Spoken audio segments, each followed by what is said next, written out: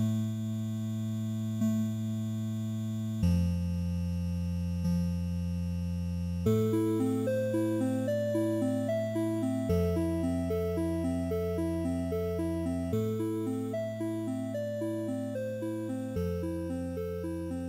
to the No Camps Podcast. I'm Sunny G.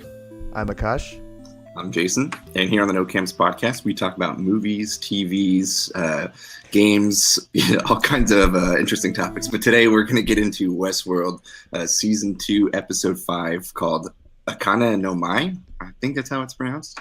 Wait, can we go back? We specifically talk about TVs, right? Just TV brands? Multiple Okay. TVs, plasma Vizio's, TVs. Samsung. Yeah, all the TVs. DLP TVs. Yeah. The hot Just tune in. shit. Yeah. Just tune in. We're actually going to have an episode devoted solely to the different brands of TVs in our reviews. So tune into that. But today, again, we're talking about Akana no Mai. So just getting right into it, I want to hear y'all's reaction. Actually, you know what? I'm going to do my reaction first. Oh, wow. Okay.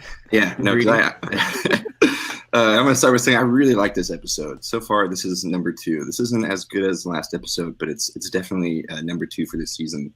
I really, really enjoyed going into Shogun World, and that's the focus of the episode. Most of the episode takes place there, and I just really loved what they did.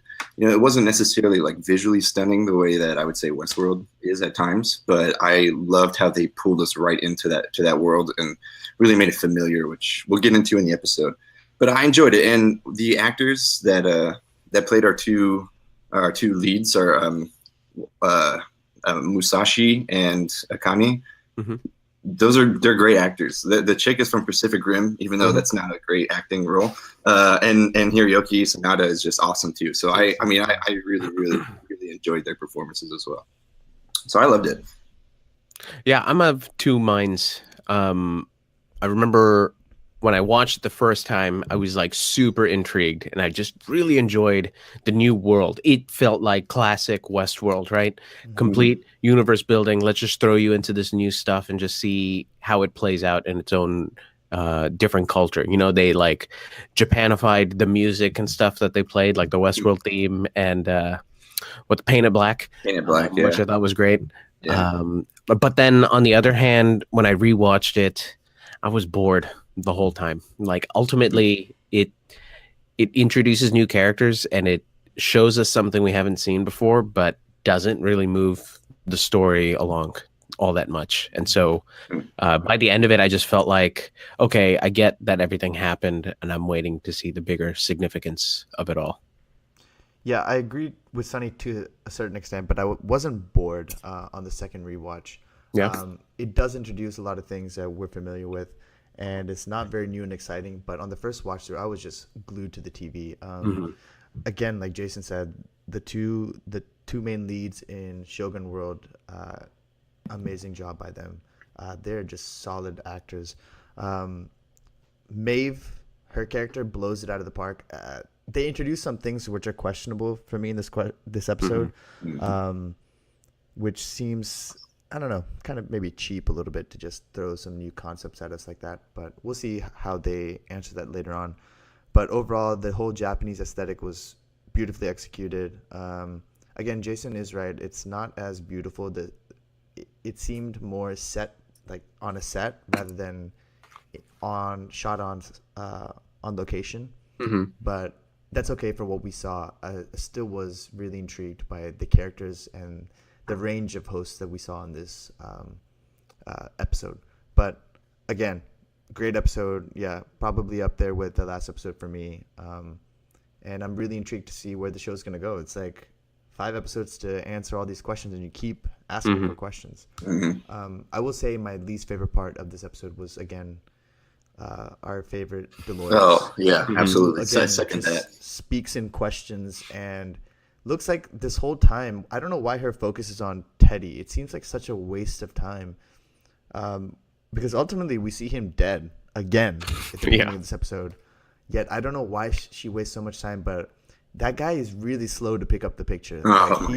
He is, man, his programming is so slow. And this brings up the bigger question for me, is that there seems to be like levels of hosts, right? Some of these guys are able to be more deep, and some of these guys are just one-dimensional like for example, guard host. All that host does is guard a door, maybe for example. Mhm. But like, there's levels to these hosts, and like it seems that Maeve, to me, seems on the highest tier, and whoever Wyatt is maybe one level below Maeve in terms of powers, and I guess understanding of what's happening. But Hmm.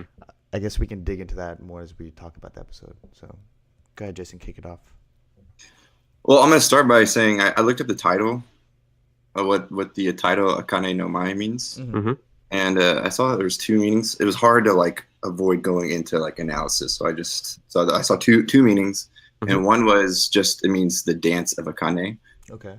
or the other one means the red dance. Oh, Hmm. dope. Yeah, so I think they're both kind of cool. I'm glad I didn't know that going in because it made the end scenes really cool. But just kind of, I like what they do with the titles in the show. Just to that point, I mean, Yeah. they're kind of interesting or make you think a bit. But to the episode, we open in the Delos headquarters in the aftermath of a battle, and they're clearing out all of the dead bodies that were floating in the lake. That they confirm that they do not have Abernathy. They don't know the whereabouts of Abernathy, and they're pulling out the control units from the recovered hosts, but only to realize that a lot of their data is completely missing. They then again don't really understand why that is. And then we zoom in on Bernard as he's just looking at Teddy's dead body, which has been thrown in the pile of dead bodies. That's our introduction scene or intro scene. Yeah. When I saw this scene, I thought this was going to be my favorite episode, and it came close. And the reason is the guy from Delos pretty much says everything that I've been saying this entire season, which is we have a lot of things going on. We need to see how they fit together in order to figure out where this is going. Yeah. Right. And I felt like that seemed like a writer understanding exactly where they were in the narrative of the story and just echoing it back to us just to like, hey, we get that we're kind of meandering. Don't worry, we're getting towards something, right? Right. So I thought that moment alone would make me love this episode, and I did like it ultimately. But well, I think he uses the expression like we got to figure out how these strings connect to find out what the story means. And I was like that. Yeah. I felt like that was the audience. I was like, yeah, that's exactly what's going on here. Yeah, I'm gonna figure this out. Yeah. We're not alone in this. Okay, yeah. Yeah, the characters are just as lost as we are. Great. I'm glad. I was trying to piece as to what Bernard his suspicious face was, thinking about. Like, do y'all have any hints or clues as to maybe what he was trying to get at here? Because he's obviously, this is again Back to the Future after the events of a majority of the scenes that we saw in last week's episode. So, I mean, I'd love to. No, go ahead. Yeah. No, I'm just saying I'd love to know what he was pondering there. Or it kind of looked like he was scheming a little bit. I think this takes place. This is the latest most in all of the scenes that we've seen, right? So literally everything that we've seen up till now has happened before this. So to me, I mean, I'm just reading the same blank expression, ambiguous expression that we've been seeing on his face the entire time, except now with the added context that we know that he murdered like all of those people in that lab before shit went down. And then he took something, right? What we think is a consciousness, maybe Arnold or Ford or somebody else, right? Yeah. I'd really like a count for how many times we've seen Teddy's face, close up of his dead body, because they've been alluding to that shot a lot. Episode 1, we see him dead in the water. Do we see him again? I feel like we've seen him at least one more time, right? And then now the third time we see the close up, it zooms on his face as it fades to the scene with Maeve. It's interesting that they do that because it makes every scene with Dolores and him just like cat and mouse. It's just she's the cat and she's gonna pounce eventually, and it's just watching the sadness go on, which plays really well to them later in the episode. But I mean, we'll get to that later too. But yeah, I just it is funny that they do keep bringing that up, or just want to remind us that Teddy is gonna die, when all this is over. But to the point about Arnold, I think what I'm hoping is, I mean, obviously they're purposely playing his face ambiguous. Just we don't know what he's thinking, and it definitely seems deliberate. But I hope that in the end it's like a real payoff. So like when we go back and watch it again, we'll be like, oh, that was remorse. That was a look of remorse, or maybe that was a look of like he got away with it. I hope they explain that. So on the rewatch, it is going to be those are the nuggets that we can enjoy the second time through. Yeah, I really hope so too. Yeah. For that reason. All right, so we'll move on to the next scene. The samurai man, the shogun man, Musashi. Ronin. He's a Ronin. Ronin. He's Ronin. Yeah. Can you tell me the difference? Do you know? Ronin is just a masterless samurai. He's like a mercenary. Ronin's like like mercenary. The answers to he's a master. Yeah, he does his own thing, calls his own shots. Okay. All right. So so the Ronin attacks Maeve and the crew, and are joined by a bunch of other men.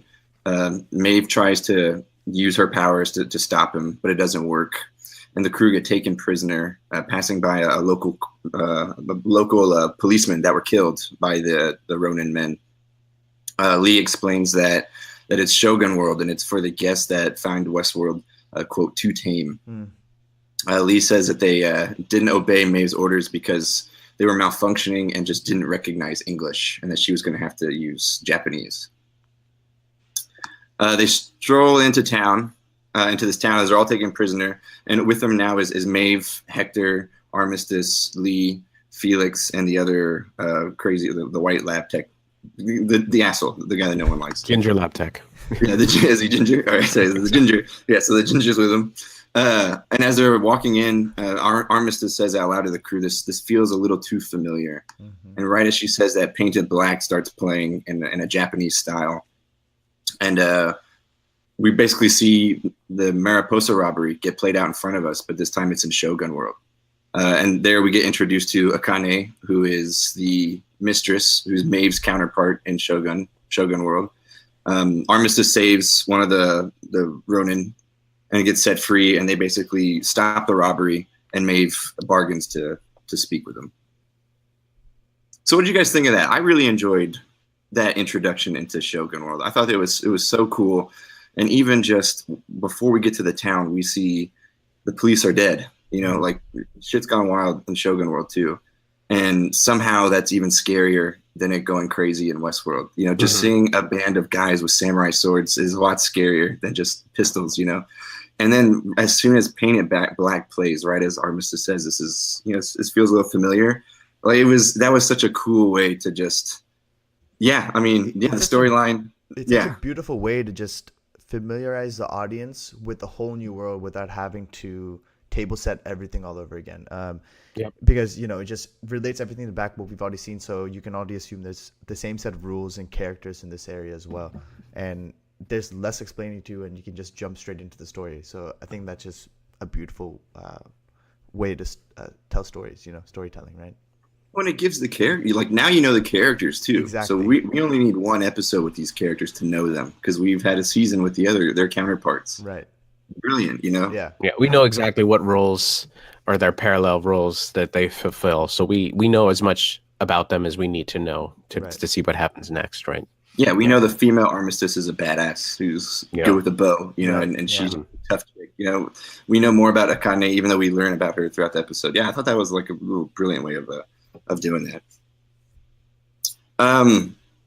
Okay, so I guess if we have nothing else, we'll move on to the scene where Teddy and Dolores they pass through Sweetwater, which is just more like Daddy. Daddy. Should we just call him that now? So Daddy and Dolores go through Sweetwater, and it's completely filled with dead bodies. They see the train, which is broken down and shot out, and Dolores orders the men to fix it and strip it for speed. They walk into the Mariposa, and Dolores says that they're basically going back to go rescue Abernathy, her father. And they have a sip of whiskey, and Teddy kind of falls back into his loop a little bit. And basically the new Clementine, who's still there, somehow functioning, the old Clementine sees the new Clementine and kind of breaks down a little bit. And Dolores and Teddy, Dolores orders her away and tells Teddy that Sweetwater was never home. Did that have any impression on you, that scene there? Yeah. Not any feelings that I feel like haven't already been expressed at least once by those same exact characters in a very similar context earlier. Like, we get it. Yeah, the shit you know that it isn't real, right? So let's see what happens, what you do with that information. And it feels like the whole relationship between Dolores and Daddy is just a train wreck in super slow motion, like a 30-second train wreck stretched out over 6 episodes. Yeah, I 5 episodes. everything with Dolores is a broken record, right? Every episode with her and Teddy, it's just repeating the same thing over and over and over. And I really hope it's to a bigger Yeah. point, Yeah. because it's getting super annoying and frustrating to have to listen to that. Well, my gut tells me at this moment, the point is to show that as woke as Dolores is, Teddy isn't. Mhm. And he just isn't going to be, right? But He why- just keeps repeating the same bullshit over and over again. Yeah, in the We'll face of. understand why, but why does she care so much that he's woke? You know?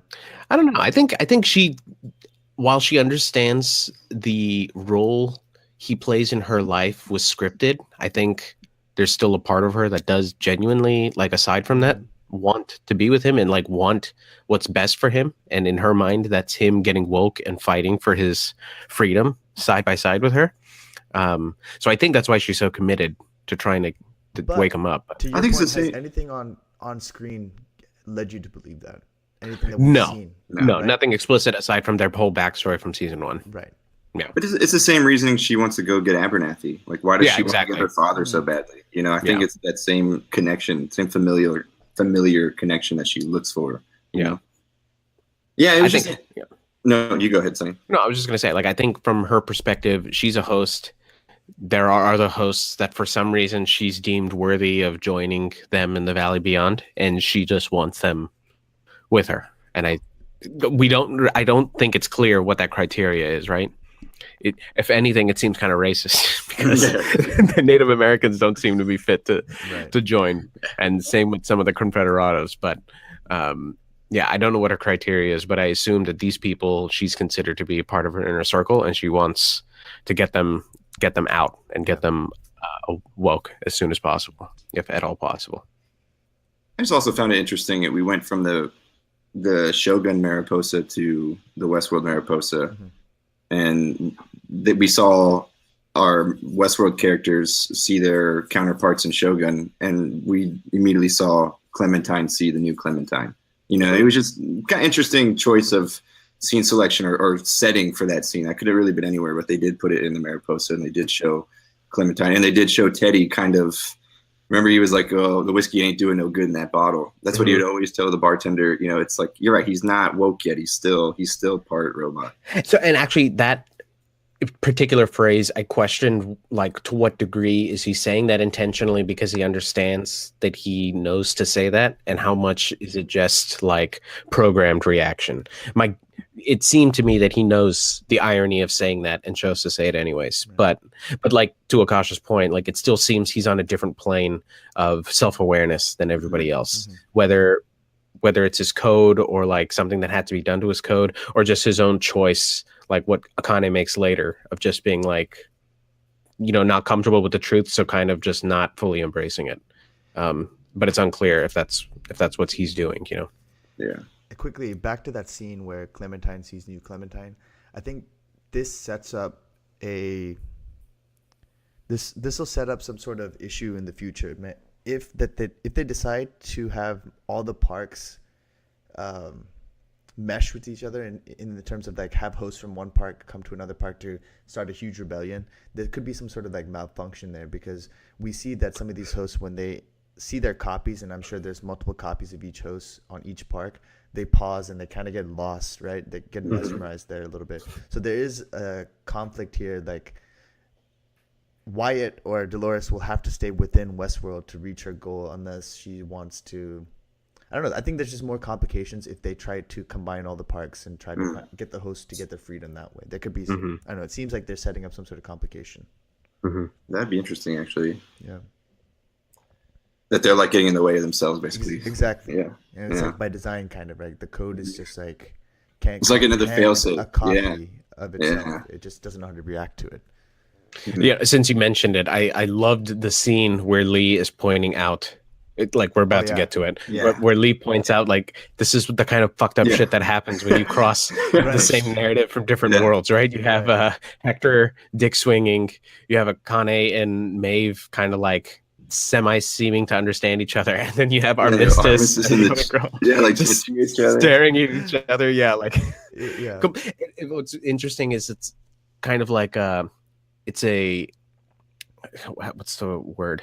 It's like a metaphor for looking at your own reflection Yeah, I mean, and Yeah. looking in a how, mirror, right? right? And Yeah. what your identity means to yourself and what it would mean to see that same identity shown right back at you, right? Right. So it almost like suggests that Armistice is narcissistic, Yeah. that Hector is just like insecure about his own Mhm. like his own desires, and that Maeve, well, I don't know what it says about Maeve, but I was gonna yeah. say it is like children looking in a mirror, you know, Right. like recognizing their reflection for the first time. I It's mean, kind of to that point too, Maeve was the least affected, and that leads me to believe that she's on a different plane than all these other Yeah. hosts. Exactly. Yeah. yeah. Even her dialogue throughout this episode, Right. it's very clear. You know, she's in some level entertaining those who are not quite as awoke as she is. You know, she's going through the motions for everybody. But yeah, let's go. Let's get in the next scene. Yeah. So we see a geisha performing a dance, and Maeve is getting just anxious, wanting to leave. And she gets mad at Lee for plagiarizing all of their stories. And Lee says that if she's has any questions or doubts about trusting Akane, that she should ask if she trusts herself. Mm-hmm. Then a Shogun man comes in and asks for Sakura, and Lee's explaining that this is a narrative and kind of explaining what narrative this is. Akane then stabs the man in the eye, which is against the narrative. And so they're devising a plan on what to do next. And Lee suggests that they go to a place called Snow Lake, which is the cornerstone for Sakura, and it's a way out for the crew. Maeve looks at Akane and Sakura, and she suddenly sees memories of her own daughter. Again, I mean, to what you guys were saying, I mean, the fun part of this was just, you know, watching all of them recognize each other. And I love that, you know, right as you said, Hector was like really angry at Musashi and was like, I want to kill that guy. And she said that right after Lee like was basically explaining like, yeah, there's gonna be like heightened aggression, and he comes in like, I want to kill that dude. Yeah. And that was great, but it's also Lee's proving his worth to the team in this scene. You know, it's proving that having this guy knowing the narratives is like really playing to their benefit, which is cool. Even though he's ambiguous, morally ambiguous, it's still a cool addition to their team. Also to the audience, right? He's teaching us more about the park and how it works. So he's like a very valuable resource to the audience because he answers a lot of questions that we might have about what's going on here, you know? Yeah, that's true. Yeah, to a certain degree, he's a placeholder for the show's creators, like just inching us through just what we need to know in order for the story to keep progressing and for the characters we actually care about to stay alive and keep moving on. Yeah, and that's a really good point because he is telling the narrative. So when the narrative breaks, like we're kind of as surprised as he is, you know, and he's explaining why that's a shocking moment and stuff. Right. And yeah, that's a good point. He's commentary for the audience. By the way, I will say Maeve's Japanese, just in comparison to the actual Japanese actors, sounded very good. Mm-hmm. Yeah. I mean, to our untrained, to our untrained ears, right? Or understand Japanese ears, right? Yeah, exactly. But no, well, I totally felt the same way. Yeah, I did watch all of Death Note, and it sounds pretty familiar. All right, so moving on. The house that they're all in gets surrounded by the Shogun's men, and Maeve begins to basically sense what's going on. The fight basically ensues, and Maeve orders one of the men to kill the other. And as she's doing that, another attacker strangles her, and as she's about to die, telepathically orders the attacker to let go and commit suicide. In the fight, Sakura was captured, and the Shogun army approach, and Musashi, Hector, and Armistice, as a diversion, get captured by the army to let the others escape. So you said before at the beginning, Akash, that there were some parts that seemed a bit far-fetched with Maeve, and I'm assuming this is what you're talking about, the telepathic powers. When I first saw it, I rolled my eyes a little bit, and then I started thinking about more, and then I thought of the mesh network, and I thought, it could be possible as to how she's communicating with them through the mesh network, but again, I mean, it's okay that it takes a little bit more introspection to get to that point, right? Rather than just the story doesn't spoon feed you those things, which is kind of nice. It's okay. I mean, it's okay with me. I don't understand how that gets activated. That's the only part where I'm getting I don't get the connection there. Mhm. how did that suddenly get activated? He pushed something in her neck to activate something in her brain for it to suddenly start working. But I understand that she's communicating with them through the mesh network, but just at one point, kind of so bothered. I'd say playing devil's advocate. Um, the way I think the underlying mythology actually works is that. So actually, sorry to bring up something that we didn't really talk about is like, and which ties into this is what do you think the purpose of the third of the data in the host being missing actually means? Hmm. Do you guys have any theories on that? Not yet. Not really, yeah. I need to think Not about it yet. more. So part of what I'm thinking is the underlying mythology going on is whatever update was the last update freed up space for their brains to like fill in gaps in their roles and in their own code. And I think part of that is like once you become self-aware and like once you're aware that you can do this, then you can tap into the other parts of the code that you don't wouldn't normally have access to, since you've kind of broken through like the fundamental rules that keep you locked in as a host. So like you remember Lee says something about how everybody understands Japanese. You understand all 12 languages, I think he says, that are spoken in the park. You just don't realize it. And I think likewise, like Akash said, the first thing that came to mind is this is the mesh network in action, like the little communication protocol in between hosts to keep them from conflicting with their storylines. Right. I think is exactly the type of channel that someone whose code could be amended to tap into that would exactly use that kind of network to not only be able to perceive the people coming, right? Because if you're tapped into that network, then that means you know what's going on around you in the brains of the other hosts, right? But then also, if you're woke enough, then you get full control over it. So my opinion is that's what's going on under the hood. That's not being explicitly stated. And maybe it's only a a functionality that only a few people know about. And I'm saying a few people, I'm thinking four, because Lee doesn't even have the concept of how that would have happened, right? Right. Yeah, he doesn't even propose it as something that you like could have used. Yeah. Right. Yeah. Yeah, I'm like you. I'm interested to see how. I don't really, how she got to that point, but I think it's kind of a fun. I think it's a fun ad. It's a cool weapon in her arsenal now too. Yeah, definitely. Oh, and I love the ninja that saw it and just says "which" and walks out. Right? Yeah. That was great. All right, so then we see Dolores and Deddy return to their spot where they used to talk about starting a life together. Deddy asked Dolores again, to just leave everything behind and start their life together. She tells him the story about how her father burned the weak and infected cows to stop the spread of blue tongue sickness, and it saved the herd. Teddy basically tells her how he would do it, which is much calmer. And she reminds Teddy that he's just a kind man. This scene was a really interesting scene. Again, it's just her flexing nuts on Teddy. But I mean, what I found really interesting was just what Teddy said, and to the point that we made earlier. He said, a fight is coming that will change us in ways we can't predict.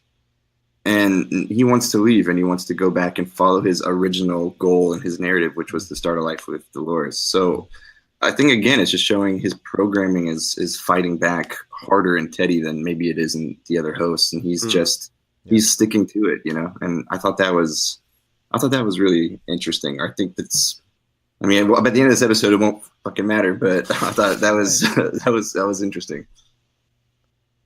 Yeah, I mean, it doesn't matter anyway, because she wants so much change in a guy that we see who dies. So, like, we're getting so much airtime with the character who ultimately seems like he won't have no role within the greater narrative, right? Yeah.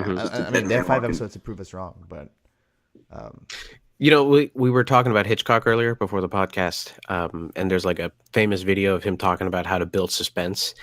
The long story short is like, a family's at a dinner table and then it blows up. But if you do the whole scene where the very first cut is you show the bomb under the table and then you play out 5 minutes of dinner, all of a sudden the audience has all of the suspense about how it's going to happen and what's going to happen. I feel like we're seeing that in action, but in a completed deflated result. Right, where we know that Teddy's going to die, and yet for some reason they can't seem to write any of the dialogue in a way to muster up anyone to give a shit, right? At least any of us three, right? To Right. really care about his inevitable loss. So, Well, yeah, it's really he sad. ends the conversation by saying, "I'll think about what you said, Teddy. Yeah, Yeah, I'll think about that." You know, yeah. and Which I knew Talking to a immediately. child. Yeah. yeah, exactly. Yeah. Yeah. God, if I hear about Blue Tongue though one more time, I'm so over it. All right. So, all right. So our next scene, Lee basically asks Maeve why they don't just ditch Akane and just move on, get out of the park, and Maeve just protests and says that they're more than just code. The hosts are more than just what was written. Lee asks how was basically able to mind control that ninja, and Maeve says she doesn't really know, but she's, quote, finding a new voice. Mm-hmm. As they travel, Akane and Maeve have like a little moment together while Lee goes to go have a whiz next to a dead security guard who's hanging in a tree, and he steals his still active cell phone or communicator. Stat phone, yeah, Stat something phone. like that. Mm-hmm. And right after that, they finally reach the Shogun camp. Yeah, I like the finding a new voice thing. Yeah. That was a parallel to Dolores, right? Right. Mm-hmm. What do you think it means? She's finding like an act, like I mean those, like what we've been saying is that they're opposite characters throughout the season, right? They're foil for each other. Mm-hmm. So Dolores found her voice and she's using it for this evil, and Maeve has found this voice and she's using it to save other hosts. Like she's using it to save the innocent. And we see that this episode too. We see it, right? Yeah, we see her try at least. So I think that's what she's found, like a consciousness and a way to act on it more so than everyone else, and she's using it for good versus Dolores, who's just killing everybody who disagrees with her. I don't know. I still think that Maeve has a higher level of tech in her body or her mind than Dolores does. I think this new voice is also not only a figurative way to say like she's finding ways to free people, but it's like she's finding more ways to reach other hosts as well within the technology that she has. I guess it speaks on two levels, like with how she communicates and how her technology within her mind is expanding and developing into something more than even Lee could have imagined, right? I like that, like finding a new way to speak to hosts, to other hosts. That's a cool. Okay. Because my reaction to that was then to like in this hierarchy of host awareness to put Maeve below Dolores, because it seems like Dolores has her own voice and use that phrase like, I'm finding a voice, or in Arnold saying, do you know whose voice I wanted you to hear, Mm-hmm. So I kind of took that, which Maeve said, to mean that like, okay, maybe her level of awareness is solely done because of what she was scripted to do. And even her ability to make her own choices is still somehow limited by code. But in the process of finding this voice, it might be the same exact voice that Dolores found, just, with help from Arnold. And so while she seems more powerful, like she may not actually be as like maybe woke as Dolores. But it's interesting to counter that with the perspective that you said, where it's maybe not her own voice for something that she needs to deal with, but a voice that she can use to help other hosts, right? Like maybe get to the same level. So yeah, I'd be interested. Maybe that is the nature of the foil, right? Where Dolores's voice was for her, and she's having trouble getting Teddy on board, whereas Maeve somehow found a voice that allows her to communicate with everybody else. Yeah. It would go along the lines of this motherly pursuit she has too. She's Right. like a mother, and it just has that caring sensibility about her as well. Mm-hmm. Yeah, and again, to add to the foil, like Dolores definitely is taking the more patriarchal, aggressive route, right? Right. Even then, like the way that these hosts, Dolores and Maeve, have been characterized in the show, there's more levels and depth to Maeve, it seems, than to Dolores. Dolores is concerned with the end game and Teddy, and that's it. And whereas Maeve seems like she generally cares about most of the hosts that she encounters. And we've seen that, start from Hector, and now, first her daughter Hector, and now Akane. So we see her ability to expand her compassion to more than just herself and her goals. So, which is really interesting. Mm-hmm. And one more thing, I really love how they stay stay in line with Lee's character. I love how he's so resourceful and he grabs the phone any chance he gets, and he's not just like going along this ride and letting his fate rest in the hands of these hosts. He's constantly looking out for himself, which is smart, which is right in line with his character would do, right? Yeah. So I'm glad that they're not just making him some sort of hostage that he has to be escorted and is just a voice for the audience. He's more than just that. He has his own motives, you know. Exactly. Yeah.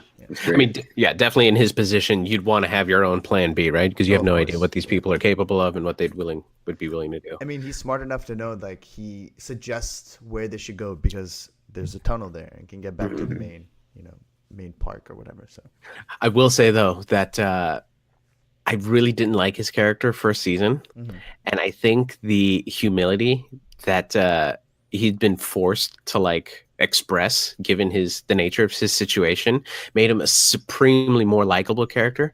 But I think the more comfortable he gets with Maeve, the more he rattles off in his like really annoying, grating British accent, and then the more I dislike him. So like in this episode, I just felt like, oh dude, he's talking way too much. Someone needs to kill him or put the fear of God back into him because he's getting way too comfortable and I need him to shut up.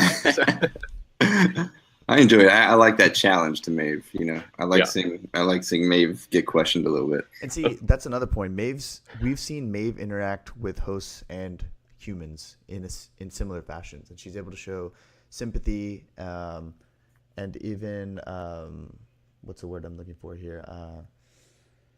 Forgiveness towards Lee, whereas Dolores has not been able to do that. She kills every human she sees. What about the ginger technician? You know, he was going to kill her, and she saved him too. You know, yeah, exactly. I mean, she cut his neck open, but she ultimately spared him. Right. All right, so our crew move into the Shogun camp, where they give a gift to the leader. Is that the general? What was his title? You remember? He's a shogun.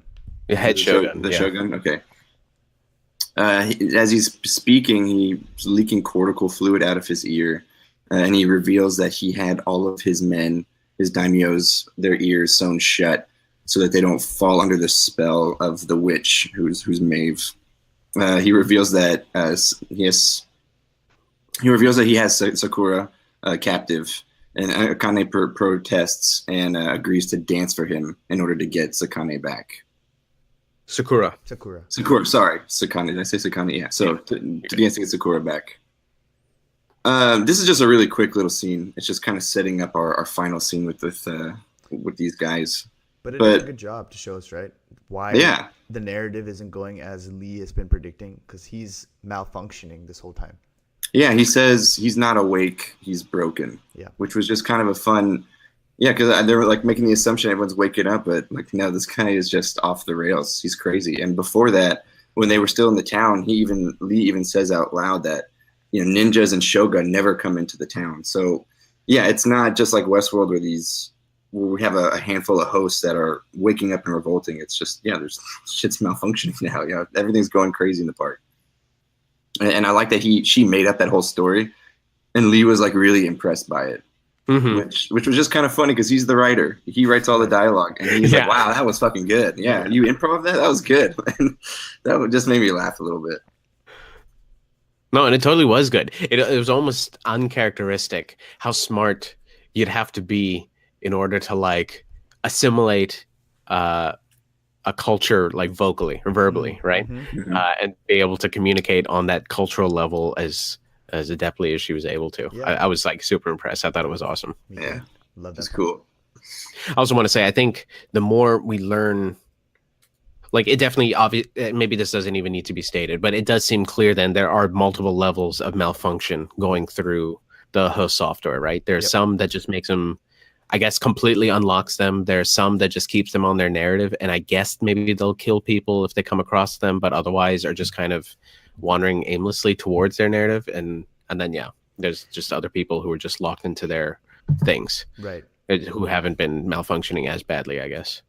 Yeah, I mean that's a good distinction to make, because like we keep hearing the word free, right? But it's not necessarily all free. They just are not responding to voice commands. That's pretty much the baseline level of free. Correct. And then it goes up from there, and it tiers up to their consciousness and how aware they are. Yeah, that's what it seems Yeah. like. Yeah. Well, cool. Well, then we see Angela bring back a guard who tells them that they're taking Abernathy to Mesa, a town called Mesa. And Dolores and Teddy find a spot for the night and end up making very passionate robot love. Yeah, and that was a quick little scene there, too. There's not a whole lot that happens there. So I'll just move on, unless you guys have something to add. Did you pick up anything distinct from the dialogue? It seemed like it thematically seemed like it was supposed to be some transformative moment, but I didn't feel any of it. Yeah, I mean, was it like about them being? It was about their feelings for each other, wasn't it, Dolores and Teddy? It was, that yeah. seems to be this continuing with Daddy's narrative, you know. Yeah. So just typical Daddy dialogue. Classic Daddy. Yeah. Classic Daddy. You done killed yourself, boy. Yeah. Oh wait, Teddy does say he does say something. I marked it here. He says, "Where we go eyes open together." Yeah, that's the line I'm thinking of. So he gives glimpses, but like maybe he's just being romantic. I don't know. I think it's just like they're basically telling us he's wide-eyed and stupid at this point. Yeah. He just doesn't get it. Yeah. And I guess Dolores just wanted one last night on that Teddy train before she got rid of him, right? Anyways, so then we see Sakura in the tent in the Shogun camp, and she shows Akane that cherry blossom burn on her back that the Shogun put there to make her look more beautiful. Akane begins to tell her the tale of herself as a child and defiantly crossing the sea. And as she does so, Maeve finishes her story. And it's the story that Maeve would always tell visitors into the Mariposa. Maeve tells Akane that she has a daughter and that she's in the new world, just like in the story. And she says that she wants to take her and Sakura there and that their life is full of lies. Akane gets kind of confused and refuses. And Maeve says that some things are too good to leave behind, even if they are just lies. I love that. This was this just makes, like, every scene with Maeve in this episode just killed it. Killed it. Most interesting scene in the episode for me. Just based on the fact alone that Akane refuses to be for her mind to be opened up. So there are hosts that can acknowledge that there's more to this life than their narrative, yet they want to refuse it. Is that? I think what was happening is Maeve was using the telepathy, we can call it that, to, like, I guess, pick and prod at her brain and kind of maybe start opening doors. That's what I which right, the subtitles just say she hears whispering and voices. Right.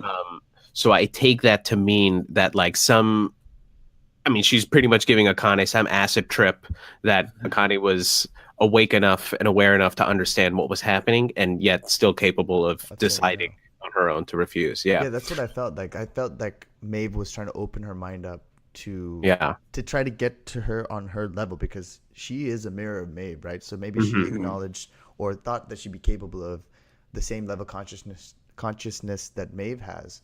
Yet she maybe does to a degree have that because she's able to refuse that, right? So which is really cool. Yeah, so I think she's on a level that is above malfunctioning but below Maeve, and Maeve is maybe trying to bring her up a level or up to Maeve's level. I wouldn't consider herself as malfunctioning. Malfunctioning. Well, malfunctioning in the sense that she is still able to somehow act on her own volition, just not entirely divorced from, like, the nature of the park, right? Because she stabbed a guy in the eye.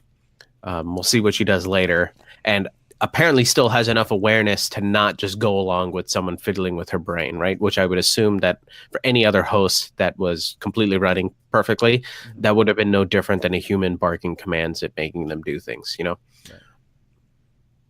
But it's just they did such a beautiful job mirroring those characters in this moment, you know, just such a brilliant job. And yeah, she does decide, I don't want to be free. I want to be with my daughter. And that's essentially what Maeve decided. I don't want to get off this train and out of the park. I want to go get my daughter. And they do it so it was so, like, my favorite scene in the episode. And I just love that story. I always thought about that story whenever I'd see Maeve, because she told that story a lot in season 1. So it was just kind of cool that it played out in another narrative, and it makes sense that Akane would be kind of on the same level as Maeve because they've probably gone through the same experiences as a host. You know, they've been used and abused as the mistress, and that's serving to their awakening. Yeah, I agree. And you know, most shows that do this kind of telepathy, kind of whispering sounds, it ends up sounding a little bit corny. But the thing that scene reminded me of was a lot of Lord of the Rings and Sauron whispering, or the ring whispering into people who are, you know, who's trying to control. And I loved that because I mean it pulled in the memories that I had from Lord of the Rings into that moment, and it made it that much more like, I don't know, she's kind of like a witch, right? In that sense, and it's I don't know, I just love that the way that it was presented to us. It's ominous. Yeah, very. And it's like, and if you heard it, I don't know if I would like it or dislike it because it sounds kind of scary, It's you know. scary. But Imagine like someone talking in your head. It's like scary as fuck. Wait, you guys don't have people talking in your head? Oh, This is awkward. yeah. All right, we'll move on. Way to make it a really awkward, guys. yeah, super awkward pause, and moving on. I didn't know if you wanted to say something that the voice was saying. All right, so Dolores basically wakes Deddy and says that she's been wondering about her feelings for him and whether or not they're true because it's just a story or if they're true to herself. She says that now that she knows that they were all true, and she says that she saw Teddy and that she knows that he's not going to make it. He's not going to make it in the world, and that she basically holds him and has her men surround him, hold Teddy back, and the technician adjusts his personality. Does he really need to be held back? Does he need to be held down? I know, at this point, really, yeah. I think it just makes the scene more. It shows it's against his will, like, right? Yeah, that's all it's showing us. I think it also kind of makes it ambiguous because do you guys know what was on the table? I think it was dead cows. It was dead like meat. real dead cows? We don't know, right? I mean, Yeah. I guess maybe it doesn't matter. Shot of that either. So it was more blue tongue? Yeah, probably. Yeah. Yeah. I think that's what it was. It was just to set up the story. It's like to give this dummy who's just not getting a clue. Like, all right, look, you see the dead cows? Remember the story I just told you? This is blue tongue. Do you Yeah. want this? Yeah, you see what's happening here? Yeah, there's very, very ominous way that they set that up, but it was very obvious that this was going to happen. You know, she just had that feel to her. I paused over the screen, and I was just about to ask. yeah, there's no useful information on there other than it's saying it's pairing with the host, and they are uploading a new narrative or new personality into his body. He moved the bar from here to here. Yeah. So you know shit's about to go down. He was just saying, "Are you sure you want to overwrite?" And he's saying yes, and then going up, yeah, something like that. Yeah. Yeah. So we'll see. I mean, so Teddy's not dead. So he's yet to Teddy's die. not Diddy just yet. Teddy's not Did he dead. yeah. So that's curious. That'll be interesting as that unfolds. I wonder if they're just going to kill him off at the very end. If we're just going to have this like psycho version of Teddy for a couple episodes. I don't know. Or it could be a twist where he actually legitimately gets killed for some legitimate reason, right? Like they end up duking it out and he has to actually die, and they just have to dump his body with the rest. But do you guys think he was going to die? Way more disappointing than any other way of dying. Right. But perfect ending for Deddy. You know, that'd be the perfect way for Deddy to go. He just gets caught, catches a stray bullet, and dies. Yeah, he gets bit by a snake, and that's it. Like, You know, I think there's more to what we'll find in that lake once because they're in the process of draining the entire lake. Yeah. So there might be more to what's in there than we currently know. You know, we just see their bodies, but who knows what's under at the bottom. It was interesting that Dolores said right before she had the technician mess with Teddy. She said, "Where we're about to go is no place for a man like you." Mm-hmm. So just kind of tying back that you're a nice guy. We don't need nice guys where we're going. Yeah. I don't need a nice dude. I like you as a friend, but not so much a soldier. Yes. Yeah. All right. So moving on to our final scene. The performance is about to begin back at the Shogun camp. The Shogun has the Maeve sit right next to her, or right next to him to keep an eye on her. As the performance starts, he gets up and just stabs Sakura in the stomach and has a kind of continue her performance. She continues to dance, and then stabs the Shogun in the neck while she's performing and nearly decapitating him. Maeve then telepathically commands all the men in the camp to stop attacking and kill each other. And we see, I guess, the whole Shogun army approaching the camp, and Maeve grabs a sword and says that she's going to use her new voice. And that's the end of the episode. Very dope. Love that scene with the beheading. That was just a very brutal death for someone who deserved it, right? Mm-hmm. Very satisfying to watch that. It's kind of gross, but it's satisfying. Also, there was some parallels that they showed. When Sakura got stabbed, we see Maeve with a knife in her stomach and William, the man in black, shooting her, juxtaposed against the Shogun.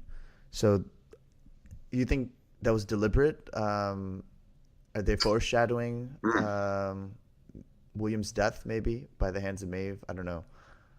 But are they foreshadowing her awakening? Like she lost a daughter the same way right? Same kind of loss. Yeah, that's where my head was at. This will be for Akane what William was to Maeve. Mm. So yeah, okay. So you're saying the Shogun is what will awaken Akane, as to the experiences with William is what helped awaken her. Mm-hmm. Yeah, her as in Maeve. Okay, I think so. Gotcha. Because that was the real loss that she experienced that like got her to remember and snap out of the routine. So I think we'll just see that, and I'm sure, we'll see Akane and all those guys in the next episodes, or she'll be part of Maeve's crew now. So hopefully that'll just kind of unfold that way. But that's a good call. I didn't really think of that parallel. I mean, we saw those scenes, but it is like a very similar setup, right? Just a guy coming in and just brutally stabbing, killing someone that you love. Also, one thing that this episode does really well is the hand-to-hand combat. A lot of the combat scenes were filmed very well, and it really gives you, a very good idea what it is to be in that world, right? The Shogun world. I really enjoyed all of the fight scenes, especially back at the house when the ninjas come in to attack our main characters. Some of that hand-to-hand combat was really well done as well. Hiroyuki Sanada is so great with the samurai sword at this point. He's like, he's a samurai. Watching him fight they did that really, really well. You're right, and we said that even in the last episode with the Man in Black, those small battle scenes in the saloon, and they like, because the tension, they set up the tension perfectly for that little interaction, for those one or two bullets. You're right, they do that super, super well. Now, Akash, you mentioned in a previous podcast about action set pieces and how to do them well. Right. Yeah, that the scene with William from last episode and the scene, I think exactly what you mean, right? Exactly. Yeah. Did you guys notice there was like a familiar sounding song that was playing while she was dancing, while Akane was dancing? Yeah, it sounded familiar, but I can't. I don't know what it is. Yeah, I'm too scared to look it up because I don't want to see spoilers for anything else. I'll look it up right now. Yeah, because it sounds really familiar. It was modern. Right. Yeah. Here. Other than that, great episode, right? Yeah, really enjoyed it. Just like always, I'm more excited about the next one now after we've talked about it. Now the show's it's like full steam, and I'm really enjoying where it's gonna end up. I try to avoid some of the scenes from the next week because I kind of just want to go into it fresh. Too. So I don't know what's gonna happen next week, but I assume that they'll just pick up right off with Maeve, and we'll get to continue on her journey. And if she's smart, she'll have the samurai stop and follow her orders. I think it'd be smart for her to command the thousands of samurai rather than have them kill each other. But we'll see like the extent. I guess the next episode will explore the extent of her voice and how much control she really has over that voice. I'm hoping we get a lot of Man in Black again, because I'm just loving his storyline. I would love to see him and I would juxtapose. That'd be nice. Yeah, let's get those two. Let's leave Dolores out again. That was great. That was part of the last episode. But the problem is we want to keep Dolores out, but we have to know what's going on with her story. Like I said, we have to know what's going on, which requires screen time, which I don't really care for. So I wouldn't mind just somebody coming out and like in the beginning of the episode, just like and give the exposition that this is what happens to Dolores. All right, we don't have to address her this episode. Do you think that we will see the train travel on the same path that the hosts were building in episode 4? Yeah, sure. They're heading out that country way, like out west, right? And I mean, they showed us even in the cutscenes before the episode, Abernathy from 2 episodes ago saying that he needs to get to the train, like when he was freaking out. So there's something about that train for sure. Yeah. If that's where Glory is, if that's where Mesa is, if that's where all these places and where all these cultures of people said their holy land, their promised land was, it looks like that's where the train's about to take them. Maybe that's what is personified as Maeve's daughter, and that's how they all meet at the same place. Because I think that could be her holy place, and that's just defined as her daughter. So that's where all these characters will meet at the end. Yeah, it's possible. I think Felix is the one that gave her the location of the daughter. So unless he was in on it or was given false information to relay to her, I think she's still going to go see her daughter. But yeah, but I wouldn't be surprised if it ended up still crossing paths with this central. Yeah, for the show, it just seems too simple for her to just be chasing her daughter. Like the daughter might be a bigger, have a bigger meaning, right? Than just her host daughter. Something there has to be something more there that she maybe will unwrap with her new voice and her new consciousness, and can kind of dig into her code and see that it's more than just that. I'm still waiting to see how Abernathy gets away. Right. The last thing we see is Charlotte take him away. And then when we see Charlotte again, she's like, giving Bernard some snark and still complaining about how they don't have Abernathy and the data they need. So part of me thinks Bernard will have some involvement in Abernathy's escape and not remember it or something. Yeah. Maybe Bernard getting out is at the cost of all those hosts in some way that we see in the league. Yeah, I mean, they're just doing a good job continuing to build this web out. Especially when we talk about it, it's just, then there's 3 of us, so we think of other things. Like there's so many. I have more questions coming out, and I just get more excited about each episode. It's interesting that, well, we don't know the relationship with Delos, and I'm sorry, the name of the character, the female that Bernard was with, not Ellie, the other Charlotte.